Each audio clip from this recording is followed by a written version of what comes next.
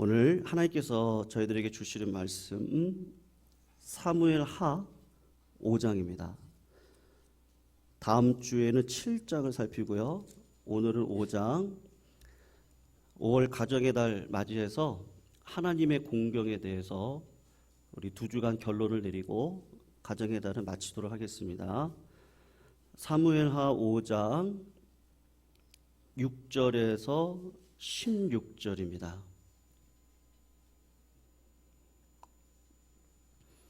교독으로 읽을까요? 제가 6절 읽겠습니다. 왕과 그의 부하들이 예루살렘으로 가서 그 땅 주민 여부스 사람을 치려하매 그 사람들이 다윗에게 이르되 내가 결코 이리로 들어오지 못하리라. 맹인과 다리 저는 자라도 너를 물리치리라 하니 그들 생각에는 다윗이 이리로 들어오지 못하리라 함이나 다윗이 시옷 산성을 빼앗았으니 이는 다윗성이더라. 그날에 다윗이 이르기를 누구든지 여부스 사람을 치거든 물 깃는 데로 올라가서 다윗의 마음에 미워하는 다리 저는 사람과 맹인을 치라 하였으므로 속담이 되어 이르기를 맹인과 다리 저는 사람은 집에 들어오지 못하리라 하더라. 다윗이 그 산성에 살면서 다윗성이라 이름하고 다윗이 밀로에서부터 안으로 성을 둘러싸으니라. 만군의 하나님 여호와께서 함께 계시니 다윗이 점점 강성하여 가니라. 두로 왕 히람이 다윗에게 사절들과 백향목과 목수와 석수를 보내매 그들이 다윗을 위하여 집을 지으니 다윗이 여호와께서 자기를 세우사 이스라엘 왕으로 삼으신 것과 그의 백성 이스라엘을 위하여 그 나라를 높이신 것을 알았더라.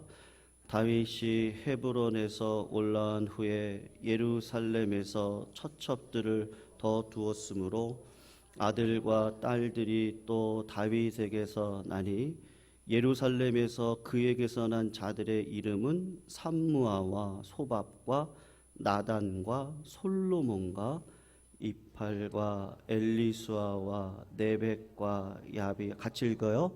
엘리사마와 엘야다와 엘리벨렛이었더라.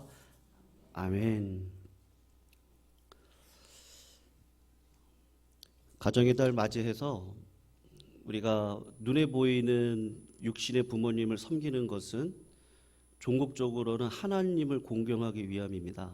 그래서 오늘 하나님의 공경함에 있어 우리가 부족함도 있고요. 또 넘어질 때도 있지만 종국에는 은혜를 아는 자로 하나님이 공경받으실 것에 대한 이야기를 오늘 두 주간 나누어 보면 좋을 것 같습니다. 다윗이 드디어 통일 왕국을 이루옵니다. 오늘 본문을 보면 이루어가는데 수만 가지 일들이 있지 않겠어요? 다윗이 왕이 되고 난 다음에 여러 가지 일들을 기록할 수 있는데 사무엘 하의 저자는 세 가지만 기록을 하고 있습니다. 첫 번째 사건은 예루살렘 성을 점령하는 사건이고, 두 번째 사건은 두로 왕 히람이 다윗에게 왕궁을 지어준 사건이고요. 그리고 세 번째 사건은 예루살렘에서 다윗이 아들을 11명을 낳았다라는 사건에 대한 기록을 하고 있습니다. 여러분, 이것은 이유가 있는데요. 첫 번째 예루살렘을 점령한 사건은 다윗의 입장에서나 이스라엘 사람들의 입장에서 보면 굉장히 중요한 사건이거든요. 왜 그러냐 하면 이스라엘 백성들이 12지파인데 따로 흩어져서 살았습니다. 그러다가 사울의 왕권 아래 하나가 되어졌는데 사울이 하나님을 공경하지 않고 자기를 숭배합니다. 그래서 왕권을 하나님보다 더 중요하게 생각하다 보니까 결국은 하나님이 사울을 패하고 다윗을 왕으로 세워가시거든요. 다윗이 한순간에 왕이 되어지는 게 아니고 10년이라고 하는 연단의 시간을 통해 그리고 7년 6개월 정도의 유다 땅에서 두 지파만 다스리는 왕으로 있다가 결국에는 한 20여 년 가까이 지나서 통일 왕국의 실제적인 왕이 되어집니다. 그럴 때 새롭게 왕이 되어지면 중요한 게 수도거든요. 나라 수도를 어디다 세울 것이냐가 중요한데 남쪽 유다를 다스리고 있었으니까 이 사람들이야 다윗을 따를 것이고 북쪽 이스라엘의 10지파는 다윗을 따른다는 것이 이제 마음 새롭게 먹었으니까 환경이 바뀌어야 됩니다. 그럴 때 수도를 어디로 잡느냐가 중요한데 사울이 다스리던 기브아를 수도로 정할 수는 없겠죠. 그러면 다윗이 고향이었던 베들레헴을 수도로 할 수 있겠어요? 거기는 너무 작은 도시니까 수도로 할 수 없습니다. 그러면 기존에 다스리고 있었던 헤브론을 수도로 할까? 그럴 때 북이스라엘 사람들이 거긴 유다 땅이잖아요. 그러니까 그 사람들의 원망과 불평을 들을 수 있어서 헤브론을 수도로 삼을 수가 없는데 그때 딱 들어온 땅이 어디냐면 예루살렘이 딱 들어오는 거예요. 예루살렘은요, 어떤 지파도 소유하지 못한 땅입니다. 원래는 여호수아 시절에 베냐민 지파의 땅이었는데 베냐민 지파가 그 땅을 차지하는 일을 소홀히 해서 그 땅은 아무 땅도 아닙니다. 그러니까 이 땅을 차지해서 수도로 삼으면 남쪽 유다도 북쪽 이스라엘 백성들도 다 같은 마음으로 이 수도 가운데 마음을 모을 수가 있게 되는 것이죠. 그런데 문제는 뭐냐면요, 이 예루살렘을 점령하는 게 그렇게 쉬운 문제가 아닙니다. 역사를 보면 여호수아 시절에 여호수아가 한 번 점령했던 적이 있었고 여호수아가 죽고 난 다음에 믿음의 장로들이 이 예루살렘 성을 한 번 더 점령했던 적이 있었어요. 그리고 400년 동안 한 번도 어떤 사람이 와가지고 점령을 했던 적이 없었던 도시가 예루살렘입니다.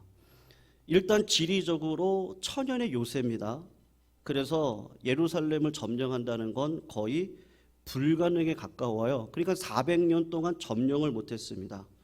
그래서 예루살렘을 점령했던 여부수 족속들이 어느 정도의 자신감이 있었느냐, 다윗이 새로운 도읍을 정하기 위해서 예루살렘을 친다라고 했을 때 여부수 사람들이 이렇게 자만을 했던 거예요. 뭐라고 얘기하냐면 다리 저는 자 장님들과 싸워도 나는 이길 수 있다, 이제 그런 이야기를 합니다. 그러니까 다윗을 아주 비하하는 거죠. 너희들은 절대로 이 땅을 점령할 수 없다. 역사적으로 400년 동안 점령한 족속이 없었으니까, 그러니까 난공불락의 요새인 거죠. 그런데 여러분 오늘 본문 8절을 보시면 다윗이 무슨 이야기를 하냐 하면 그날에 다윗이 이르기를 누구든지 여부수 사람을 치거든 어디로 올라가라 그래요? 물 깃는 데로 올라가라고 얘기를 해요. 이게 뭐냐면요, 예루살렘 성 바깥에 기혼샘이 있습니다. 예루살렘 성에 있는 사람들이 물이 있어야 도시의 기능을 하잖아요. 그러니까 그 기혼샘에 있는 물을 끌어다가 예루살렘 성 사람들에게 물을 주었었어요. 근데 이게 절벽 수직으로 수로가 이렇게 나아져 있습니다. 다윗이 그 수로의 길을 알고 있었던 것 같아요. 양을 치면서 알았던지 정보를 통해서 알았던지 예루살렘을 이길 수 있는 방법이 있는데 그 좋은 방법이 뭐냐면 아무도 예상하지 못했던 그 수로로 기습을 해서 성문을 열고 그러면 예루살렘을 정복할 수 있겠다, 그렇게 생각을 하고 상금을 겁니다.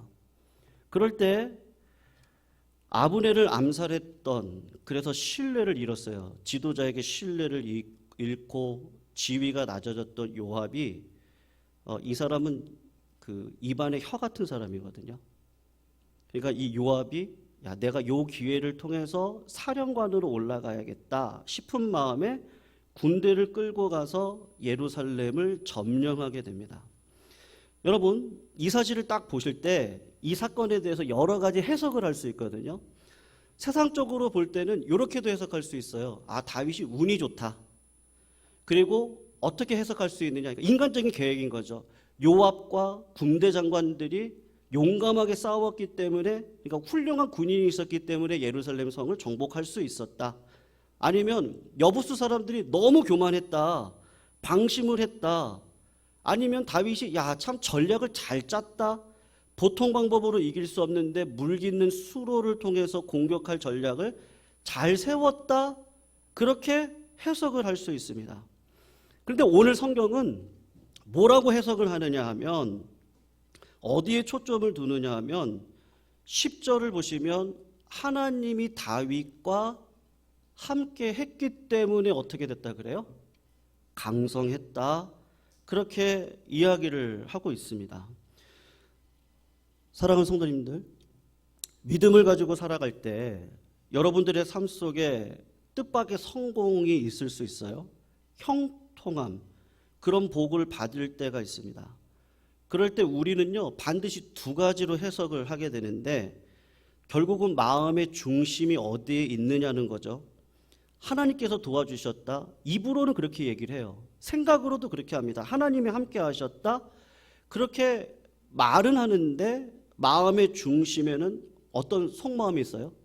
그래도 내가 전략을 잘 짰으니까, 우리 부하들이 용감하게 싸웠기 때문이다, 그렇게 생각을 할 수 있습니다.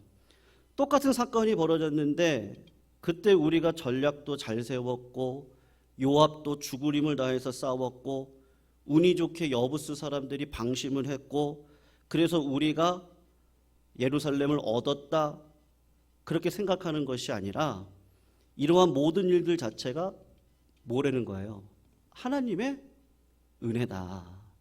하나님이 나와 함께 하셨기 때문에 정말로 도읍으로 쓰기에 좋은 예루살렘을 얻게 되었다. 다윗에게 그런 마음이 있었다는 것을 지금 이야기를 하는 겁니다. 그리고 또 한 가지 사건이 있습니다. 두 번째 사건은 히람 왕이 예루살렘을 차지한 다윗에게 궁전을 지어주겠다, 큰 선물을 보내준 겁니다. 여러분, 두로 왕의 히람은요, 여러분, 두로라는 땅은 지중해에 붙어있는 항구 도시거든요. 역사적으로 힘이 있는 나라가 아닙니다. 그런데 이 히람이라고 하는 사람이 왕이 되면서 도시가 강력한 무역과 해운의 중심지로 성장을 하면서 엄청난 힘이 있는 나라가 되어졌습니다. 다윗하고 그렇게 친한 왕이 아닙니다.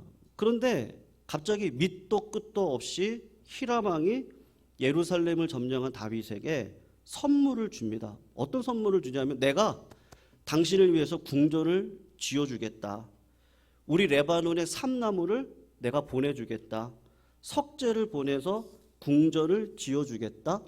그 당시 이집트나 바벨론 사람들이 레바논의 삼나무를 가져다가 궁전을 지었을 정도로 그렇게 대단한 나무를 가지고 있었던 나라가 이 두로, 레바논이라는 나라인데, 지금 그 귀중한 목재를 다윗에게 주겠다, 그리고 석재도 주겠다, 그리고 일꾼들도 보내주겠다, 그렇게 해서 궁전을 지어주겠다고 그렇게 이야기를 합니다. 여러분, 다윗의 입장에서는요, 굉장한 위로가 되었을 거예요. 왜 그런지 아십니까? 왕이잖아요. 그 왕으로서 품위가 있잖아요. 근데 이방 나라 사람이 그 품위를 지켜주겠다는 거예요.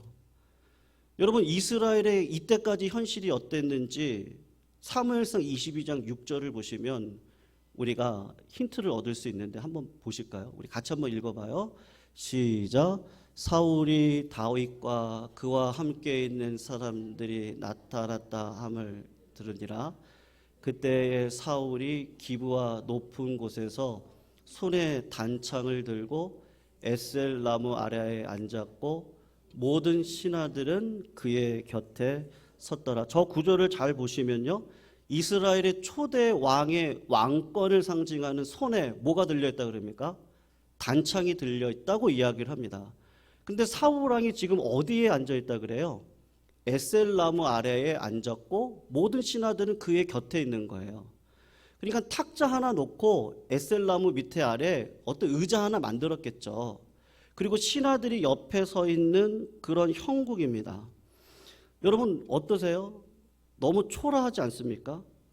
사울 왕은 이스라엘을 다스릴 때 블레셋은 철기 문명이었거든요. 근데 그 철기를 가지고 있는 사람이 누구밖에 없었어요? 사울 왕과 요나단밖에 없었어요. 그러니까 이스라엘이란 나라는요, 철기 문명이 아니라 청동기 문명을 가지고 그냥 살아가고 있었던 민족입니다. 다윗이 예루살렘을 점령했습니다. 그런데 왕에게 맞는 건물을 지어야 되는데 석재도 있어야 되겠고 좋은 나무로 지어야 되겠는데 이스라엘 사람들이 철기를 다루는 사람이 없고 석재와 같은 돌을 가지고 집을 지을 수 있는 기술자가 없습니다. 너무 초라한 겁니다. 그런데 히람왕이 갑자기 선물을 준 것인데 내가 당신을 위해서 궁전을 지어주겠다. 그런데 왕이 나무 그늘 밑에 앉아 있을 수 없잖아요. 왕이 예루살렘을 점령했어요. 새로 궁전을 지어야 되겠는데 내가 지어줄게요. 석재를 가지고 지어줄게요. 기술자 없죠? 내가 기술자 보내줄게요. 나무도 없죠? 나무도 보내줄게요. 튼튼한 궁을 지어드리겠습니다. 여러분, 이건요, 뜻밖의 선물을 다윗이 받은 겁니다. 이런 선물을 받았을 때 다윗이 이렇게 생각할 수 있습니다. 야, 이제 드디어 사람들이 나를 알아주는구나. 내가 이스라엘의 왕이 된 것도 알아주고 400년간 점령을 했던 저 예루살렘 땅을 내가 점령을 했는데 야, 이제 내 명성이 퍼져가는구나. 나도 제법 유명한 사람이 되어져 가니까 나한테 잘 보이려고 저렇게 하는 거겠지. 그런데 여러분, 이것을 경험한 다윗이 그 사실을 가지고 어떻게 해석을 했느냐, 그게 5장 12절에 나오거든요. 한번 보세요. 이거 같이 한번 읽어보면 좋겠어요. 시작. 다윗이 여호와께서 자기를 세우사 이스라엘 왕으로 삼으신 것과 그의 백성 이스라엘을 위하여 그 나라를 높이신 것을 알았다. 여러분, 다윗이 어떻게 했다 그래요? 알았답니다. 히람왕이 뜻밖의 멋있는 궁전을 지어주겠다라고 하면서 궁전을 짓는 것을 보았을 때 다윗이 알았대요. 뭘 알았다는 거예요? 야, 이제 내가 유명한 사람이 되었지. 그것을 안 것이 아니라 이거 하나님이 나에게 주시는 선물이구나. 하나님이 나를 높여주셨구나. 하나님이 왕이 될 수 없는 나를 왕되게 하셨구나. 그래서 열방에 부끄럽지 아니한 왕다운 위엄과 권위와 명예를 주시기 위해서 이런 멋진 궁전도 주시고 좋은 사람들, 기술자들도 보내주셔서 궁전을 지어주셨구나. 바로 이 다윗이 그런 은혜의 마음을 품고 있었던 거예요. 근데 여러분, 오늘 본문에 세 번째 사건을 기록을 하고 있거든요. 똑같은 구조인데 사실은 있고 해석은 없어요. 세 번째 사건이 그렇습니다. 기록해 놓고 있지 않아요. 세 번째 사건은 사실이 무엇입니까? 다윗이 예루살렘에서도 많은 아들들을 낳았다고 해요. 여러분, 헤브론에서 6명의 아들을 낳았거든요. 그리고 오늘 본문을 보면 예루살렘에서 11명의 아들을 낳았다고 나와 있는데, 여러분 역대상을 보시면 사무엘하에 기록되지 않은 아들들이 또 있습니다. 그러니까 다윗이 낳은 아들이 11명은 아닐 거예요. 헤브론에서 11명, 예루살렘에서 헤브론에서 6명, 예루살렘에서 11명, 또 그 이상을 낳았습니다. 그러니까 세상의 눈으로 보면 어때요? 축복이죠. 그 당시에 모든 왕권이 튼튼해지기 위고 견고해지기 위해서 자식들을 많이 놓고 그 자녀들을 힘으로 삼아서 왕권을 유지를 했었습니다. 그러므로 다윗이 아들을 많이 낳았다는 건 어떻게 보면 세상적으로 볼 때는 축복이고 형통이라고 말을 할 수 있어요. 근데 오늘 성경에서 그 사실만 딱 이야기하고 하나님이 어떻게 하고 계세요?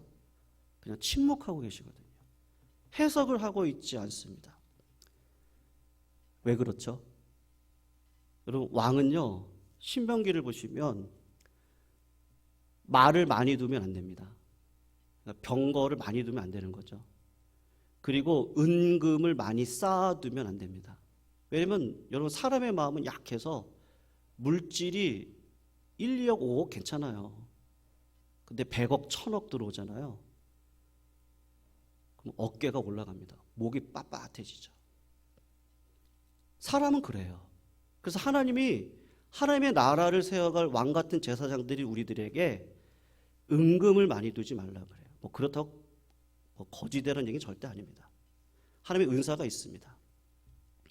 그리고 뭐가 있죠? 뭐가 하나가 더 있죠? 여자를 많이 두면 안 됩니다. 근데 다윗이 형통할 때 어떻게 해요? 여자를 많이 두었어요. 여러분, 다윗이 아내를 많이 둔 것에 대해서 하나님이 책망하신 적이 한 번도 없습니다. 요 시대 때 장군으로 전쟁을 하는 사람으로 싸워 나갈 때 여자들을 만나서 아내를 두고 자식들을 키워나가는 거 하나님이 허용하셨습니다.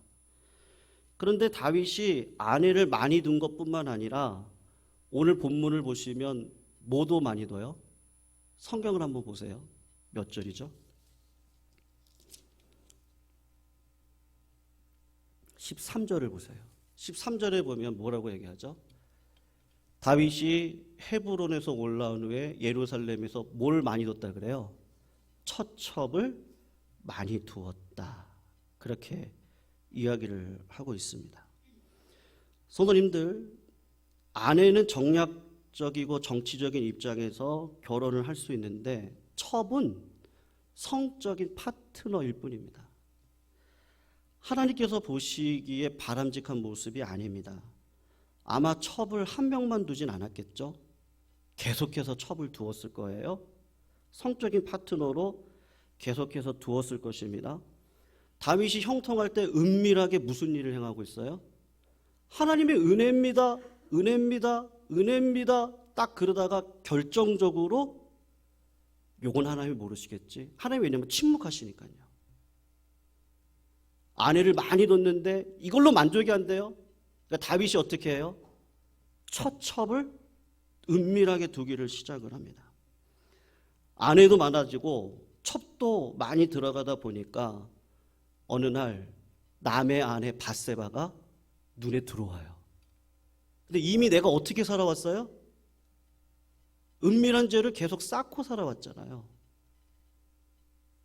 남의 아내를 딱 보는 순간 저것도 저 여자도 첩이다. 물건처럼. 그렇게 생각하지 않았겠습니까?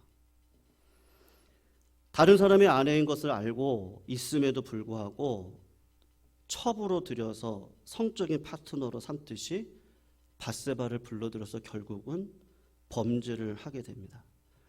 그래서 여러분, 오늘 본문에서 하나님께서 사실에 대한 이야기는 하는데 해석에 대한 이야기는 하고 있지 않는 거예요. 여러분, 오늘 본문 이유를 한번 보십시오. 죄에 대한 대가는요, 반드시 치르게 되어져 있습니다. 그걸 꼭 믿으시기를 주의 이름으로 축원합니다. 아멘이 약하시죠? 성도님들이 복 받는 것만큼 죄에 대한 대가가 있다는 걸 꼭 잊으시면 안 됩니다. 내가 지은 것만큼 하나님이 거기서 대한 채찍을 반드시 하세요. 십자가 앞에 다 내려놓게 하지 않으세요. 절대로 그렇게 하지 않으세요. 내가 뿌린 거에 대한 결과를 가지고 오게 하세요. 다윗을 보세요. 첩을 많이 뒀어요. 남의 여자 밧세바가 눈에 들어왔는데 저 여자도 처첩으로 생각을 했어요. 간음을 범했어요. 회개했어요. 하나님도 용서함을 받았어요. 근데 나중에 어떤 일이 벌어지죠? 아들 압살롬이 반역을 일으키고 백주대낮에 그 아들이 그 처첩을 데리고 동침을 하는 사건이 벌어집니다.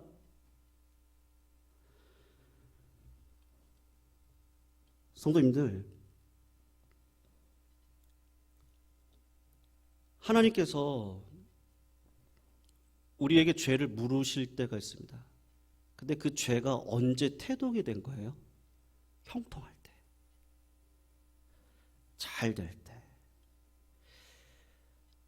다윗이 하나님을 공경하는 일에 참 잘했던 사람이에요. 하나님 마음에 합한 사람이에요. 그렇지. 하나님이 나를 왕으로 삼아주셨지. 예루살렘도 저렇게 힘든 성을 이제 수도로 삼을 수 있는 은혜 하나님이 주셨지. 잘했어요.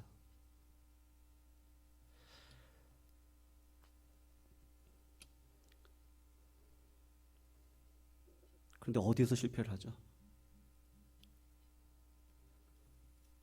풍족할 때 처첩을 두는 사건을 통해서 큰 환란을 나중엔 이 나라 가운데 열매로 따먹게 되는 일들이 벌어지고 맙니다.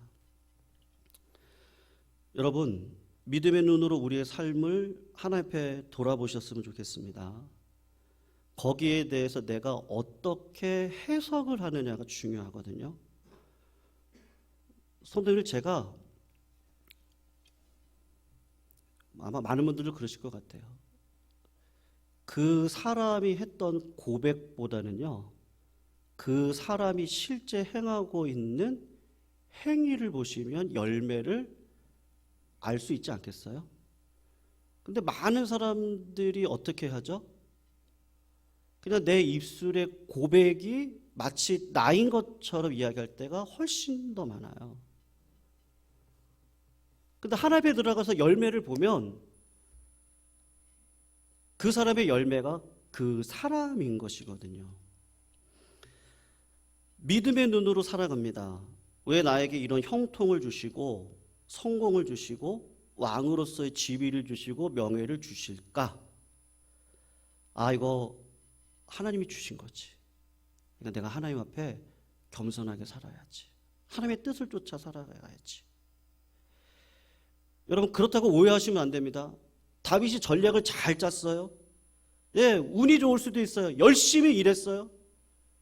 열심히 하나님 앞에 봉사했어요.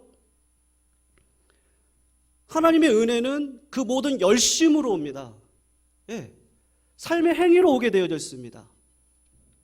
아무것도 안 하고 놀아도 된다, 기도만 하면 된다, 하나님은 그렇게 얘기하신 적이 단 한 번도 없으십니다.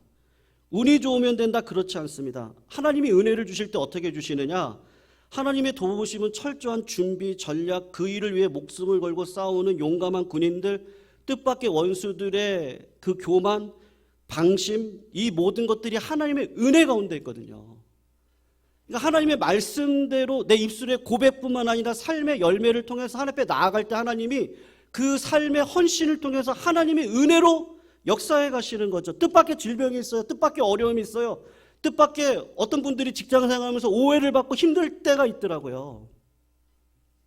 그럴 때라도 믿음으로 하나님의 뜻을 따라 은밀한 죄를 짓는 것이 아니고 살아갈 때 하나님을 끝까지 공경하는 거죠. 그럴 때 하나님이 은혜를 베풀어 주시거든요. 빌립보서 3장 12절에서 14절, 여러분 사도 바울의 고백인데요. 같이 한번 읽어보면 좋겠습니다. 시작. 내가 이미 얻었다 함도 아니요 온전히 이루었다 함도 아니라 오직 내가 그리스도 예수께 잡힌 바 된 그것을 잡으려고 달려가노라. 형제들아, 나는 아직 내가 잡은 줄로 여기지 아니하고 오직 한 일, 즉 뒤에 있는 것은 잊어버리고 앞에 있는 것을 잡으려고 표대를 향하여 그리스도 예수 안에서 하나님이 위에서 부르신 부름의 상을 위하여 달려가노라. 아마 이때 사도 바울의 나이가 60 정도일 겁니다. 1차, 2차, 3차 전도 여행을 다 마치고 포로로 로마 감옥에 갇혀 있을 때입니다. 그럴 때 사도 바울이 이렇게 말할 수 있습니다. 나는 정말로 달려갈 길 마쳤다. 내가 20년간 얼마나 많은 노력을 했는지 아냐? 나는 주님 부르시면 가겠다. 그렇게 생각할 수 있습니다. 근데 사도 바울은 어떻게 하죠? 뒤에 것은 다 잊어버려요. 왜요? 은혜니까요. 내가 잘나서 이런 게 하나도 없어요. 다 하나님이 주신 거예요. 다 잊어요. 그리고 하나님께서 오늘 나에게 주신 자녀된 삶을 가지고 삶 속에 들어가 살아가는 거예요. 구원에 이르는 믿음, 은혜를 가지고 살아가는 사람들의 특징이 있더라고요. 씨 뿌리는 비유인데요.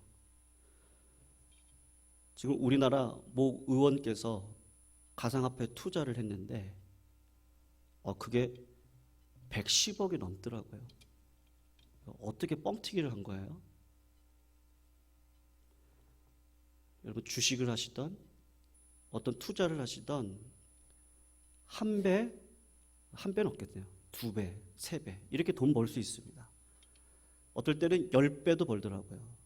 네. 근데 맨날 그런 게 아닙니다. 거의 그건 희박합니다. 근데 그건 사람의 힘으로도 가능하더라고요. 근데 씨 뿌리는 비유를 보세요. 하나님이 우리들에게 은혜로 살아가는 사람들에게 주시는 열매가 몇 배라 그래요? 30배? 60배? 100배예요. 여러분, 30배 결실을 한다는 건 하나님이 지금 그 씨 뿌리는 비유를 통해서 어떤 말씀을 하시는 거냐? 너희 힘으로 안 된다는 거예요. 내 힘으로는요 2배 할 수 있어요. 내 힘으로요 10배 할 수 있어요. 뭐 의원이 110억까지 올라갔는데 그건 아무리 생각해도 인간의 힘으로 그렇게 할 수 없는 거예요. 사람의 힘으로는 그렇게 할 수 없어요. 근데 하나님의 은혜를 알고 하나님의 은혜를 쫓아가는 자에게는 하나님이 우리들에게 약속하시는데 30배, 60배, 100배의 열매를 주시겠다고 합니다. 누구에게요? 아, 내 힘으로는 안 되는구나. 나는 그렇게 열매 맺을 수 없는데 하나님이 부족한 나를 통해서 30배, 60배, 100배의 열매를 맺게 하실 때 하나님 믿습니다. 하나님이 어떤 상황 가운데서도 하나님께서 하나님의 나라를 이뤄가실 겁니다. 하나님이 우리 가족을 통해서 하나님의 뜻을 이뤄가실 겁니다. 믿으시죠? 우리 교회를 통해서 하나님의 나라가 이루어질 것입니다. 하나님이 하실 거예요. 내 자녀도 하나님이 해주실 겁니다. 그럼 아무것도 안 해요? 아니요. 전략도 짜고 어디로 올라가야 예루살렘 성을 정복할 수 있을까도 보고 이거 어렵겠는데 수직으로 돼 있으니까 그럼 어떻게 할까?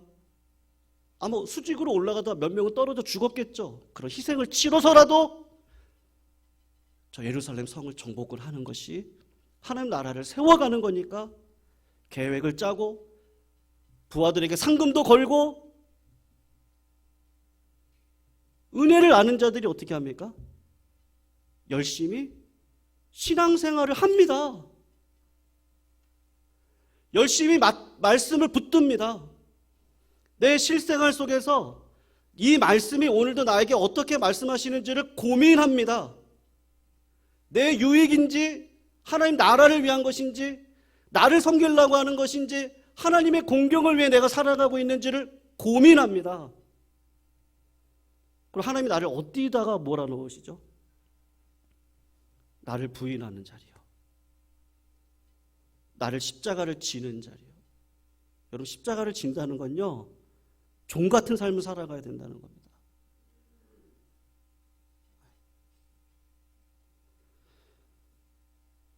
성도님들 이 일이 하나님을 공경하는 일이 그렇게 만만치가 않은 것 같습니다. 자전거 타는 것 같다고 어떤 분이 얘기를 하시더라고요. 맞는 것 같아요. 우리는 가나안 가는 그날까지요. 쉬면 안 되세요. 내가 잘났다고 묘비석 세우시면 안 되세요. 끝까지 목적이요. 하나님 예수님 만나는 그날까지 페달을요. 날마다 쥐고 가셔야 돼요. 근데 이게 내 힘으로 나오나요? 인간적인 힘으로는 이게 안 나오더라고요. 왜냐하면 상황에 따라 사람 마음이 얼마나 왔다 갔다를 잘해요. 사람 마음은 그렇거든요.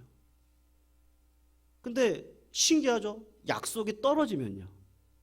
이 말씀이 내 말씀으로 딱 오는 순간요. 힘들어도 가요. 누가 하니까요? 하나님이 하시니까요. 내 힘으로 하는 거 아니니까요. 다윗이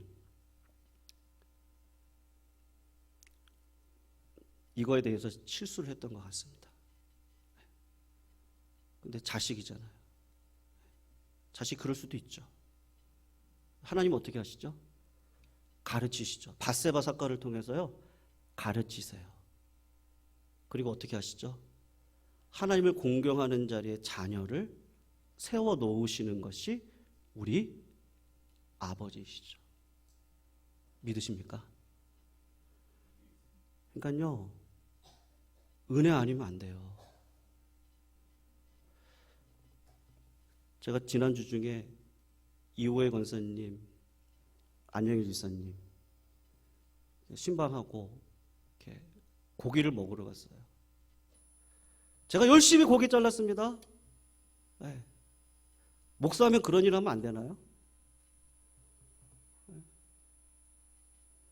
부모님 섬기는 마음으로 제가 다 잘라서 드세요, 드세요.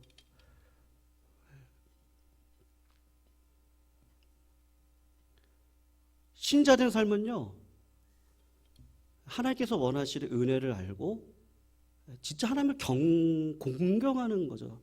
하나님의 뜻은 하나님을 사랑하고 이웃을 사랑하는 자리에서 하나님의 형상이 드러나야 되는데 이게 그렇게 만만치 않은 일이더라고요. 왜냐하면 내 자존심도 버려야 되고 어떨 때는요, 정말 내가 희생해야 되고요. 그럴 일들이 얼마나 많은지요. 그렇게 해야 하나님의 나라가 든든히 세워지더라고요. 그 나라가 하나님을 공경하는 나라인데요. 사랑하는 성도님들, 오늘도 계속해서 이번 가정의 달 자꾸 은혜만 강조해야 되는 것 같습니다. 네, 은혜만요. 나의 나됨은 하나님의 힘으로 된 줄로 믿습니다. 네, 우리 교회도 누구 때문에 여기까지 왔어요? 네, 하나님 때문에. 그리고 은혜를 아는 자들이 열심을 다해서 섬겼기 때문에 여기까지 온 거죠. 성도님들의 가정은요, 희생을 밥 먹듯이 하셨던 부모님들이 계셨기 때문에 기도를 밥 먹듯 하시고 눈물 뿌리는 걸 밥 먹듯 하셨던 그 부모님들의 기도가 있었기 때문에 여기까지 온 거 아닙니까? 오늘도 그런 마음으로 우리 한번 이 찬양 불렀으면 좋겠습니다. 우리 에어컨 좀 틀어주시고요. 은혜 아니면 우리 이 찬양으로 나가셨으면 좋겠습니다. 어둠 속 헤매던 내 영혼 갈 길 몰라 방황할 때 주의 십자가 영광의 그 빛이 나를 향해 비쳤는데 은혜 아니면 우리 서지 못합니다.